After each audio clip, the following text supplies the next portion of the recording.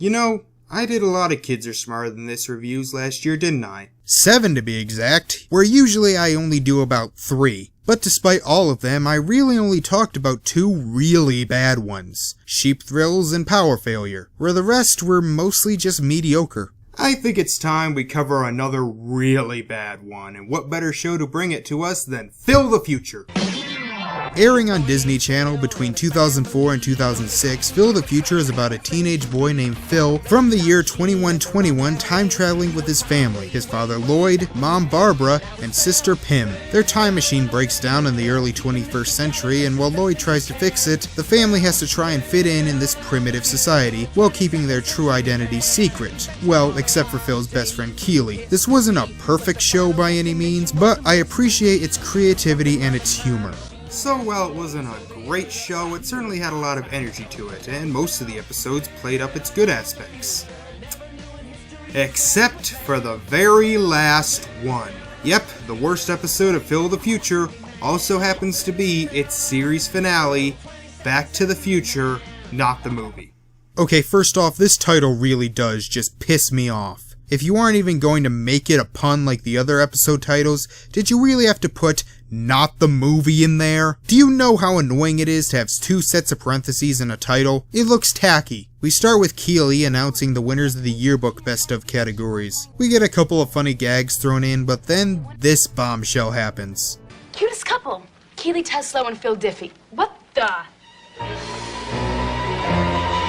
Well, you guys just aren't wasting any time, are you? Yeah, for those who don't know, since this is a Disney sitcom, the 2 leads have obviously been attracted to each other, and everyone knew they liked each other, except for them, of course. It's standard fare and has been building up since the beginning, but to just have it thrown in there, it just seems forced. Unless... Do you want to be a couple? No. No. Do you? No. Yes. Yes? I do. Me too. Well, that's fantastic. 2 seasons worth of build-up, and it's thrown into the first 2 minutes of the last episode. Well, what are we supposed to do now? Well, typically you date a while, possibly have sex, but since it's a family show, we'll let that slide. Break up due to some stupid misunderstanding, get back together, and then repeat about 5 times. What? One of the writers worked on Friends. After some awkwardness that gets dragged on for too long, Keely gives Phil a gift for their 2-hour anniversary. Ugh. And after even more awkwardness, it's revealed to be salt and pepper shakers. It's supposed to be an engraved picture frame. Oh, they're engraved? It's supposed to be romantic. Oh, it is romantic. Here, look, whenever we're apart, you think of the salt, I'll think of the pepper, and we'll know that we're supposed to be together. Aw, that's so cute. You know, this episode may not seem that bad so far. Well, let's cut to Lloyd working on fixing the time machine. Pim comes in asking if she can help. Actually, Pimsicle, this is a pretty complicated machine. I don't really think it's a place for a little girl. It's right here. These arrows that say attach wires here mean anything. I'll bet these wires attach right here. Just because everything lights up and it hums like a finely tuned machine doesn't mean this thing's working. All circuits operating at 100%, i.e., this thing's working. Okay, well, I guess that makes sense. Lloyd is an idiot, so it kind of fits with his character, although, even then, how could a teenager figure it out and not him? So, this whole time, we could have gone home, but you deliberately kept us here? What? No, of course not. Yes! But I have a good reason. Don't we all like it here? I mean, we've had such a good time in this century, right? Barb, you love all the ancient dinner recipes and the ancient remedies for food poisoning. And Pim, you've really come out of your shell. You mean to tell me that you could have fixed this thing the entire time?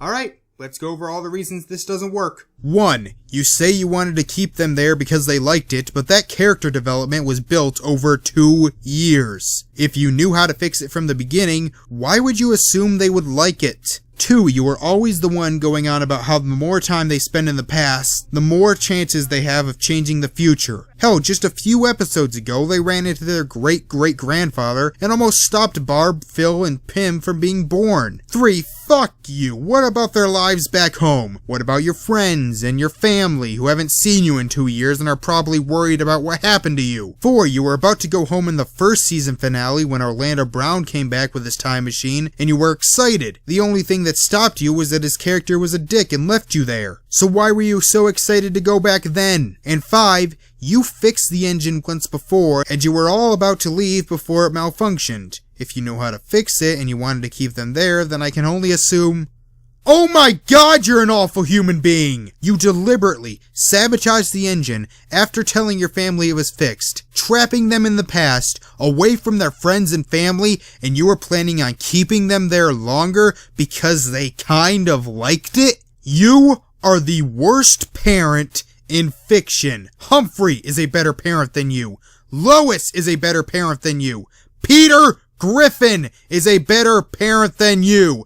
You asshole, Lloyd! Sorry, I lost my cool for a minute. Oh, Lloyd, I don't know if I should be angry or ecstatic. Angry! So Lloyd decides to test out the time machine to make sure it still works. If anything goes wrong, I love you guys. And your love is going to kill them all.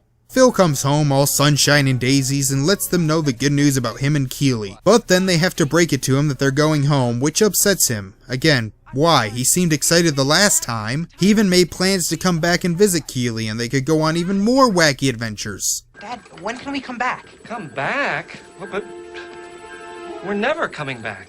Why not? Due to all the mishaps caused by time machines, there are new restrictions on time travel. It's called the thanks to the Dippy's Law. Say that again.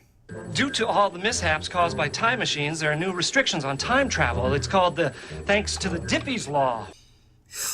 You mean, this whole time, they knew you were trapped in the past, and no one came back to help you? Well, then again, since the machine malfunctioned, I guess it would make sense they don't know where you are.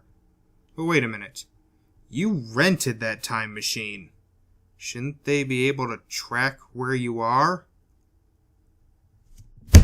Great. This episode just made me realize that the entire plot of this show makes no sense. Or, this is the dumbest future on the planet. And I'm including the Total Recall remake. And when we get back to 2121, it's for good. So you're not going to be able to come back even if you buy your own time machine?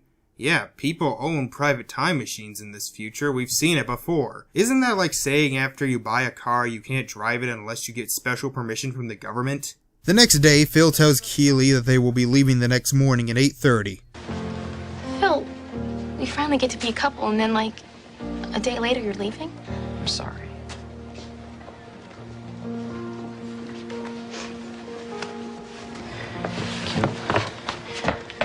No, seriously, why can't you ever go back? I can understand not going every day, but why never?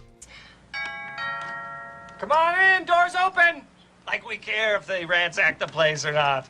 You son of a bitch. Keely comes over to say goodbye and everyone's sad. You know, I've heard of breaking logic to make sure the characters have a happy ending, but breaking logic to make sure the characters have a sad ending is rare indeed. That night, the family tries to destroy the time engine, but Phil stops them. Nothing. Nothing. Guys, we're about to destroy the time engine. No, we weren't. Coconuts! Look, I appreciate it, but you can't have everyone make that kind of sacrifice for me and Keely. Look, this family's going back to the future. No, this episode doesn't deserve it. So they get ready to leave, but all of them don't seem that thrilled about it. You know, you could just stay. What's the point in going back by now? Meanwhile, Keely is having a hard time concentrating while doing the morning news. It's 8:15 and time for the H.G. Wells morning wrap-up digest. Whatever. This is fucking depressing. So she goes to say goodbye one last time, but unfortunately, it's too late.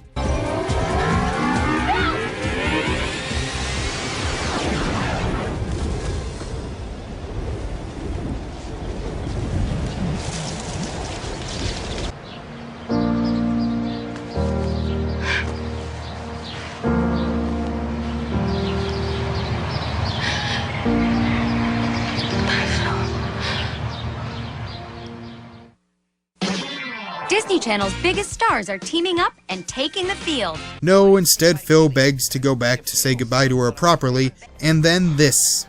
I didn't want to leave without saying goodbye for real. Then,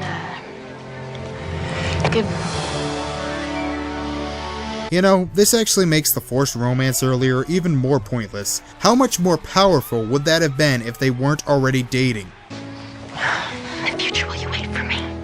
Really? Because, well, you'd be really, really old. Yes, 131 to be exact. Hope you're into necrophilia, Phil.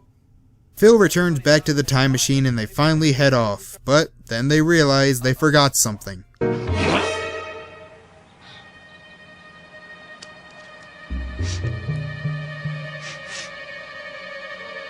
Hello? Anybody home? And then the time machine blew up, stranding them in the past forever. Or at the very least, that's how I imagine this series ending.